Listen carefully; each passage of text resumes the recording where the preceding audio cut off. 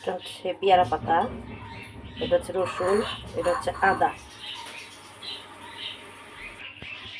আধা লিটার পানিতে সব উপকরণগুলো মিশিয়ে ভালো করে ফুটিয়ে নিতে হবে, তারপর মুরগিকে খেতে দিতে হবে। তাহলেই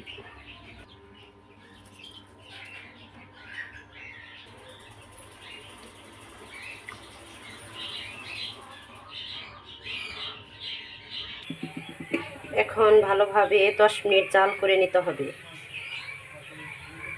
দেশি মুরগিকে ঘরোয়া উপায়ে পেয়ারার পাতা, রসুন ও আদা খাওয়ালে কিছু প্রাকৃতিক উপকার পাওয়া যায়। নিচে কিছু টিপস দেওয়া হলো, যেমন পেয়ারার পাতার উপকারিতা: পাতলা পায়খানা, ডায়রিয়া কমাতে সাহায্য করে, পেটের জীবাণু কমায়, হজম শক্তি বাড়ায়, শরীরের রোগ প্রতিরোধ ক্ষমতা বাড়ায়। বিশেষ করে বাচ্চা মুরগির পাতলা পায়খানায় খুবই উপকার করে। 2.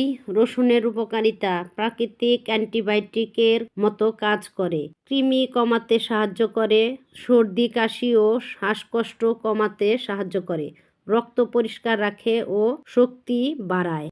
3. আদার উপকারিতা: হজম ভালো রাখে, ঠান্ডা কাশি কমায়, ক্ষুধা বাড়ায়, শরীর গরম রাখে, বিশেষ করে শীতকালে।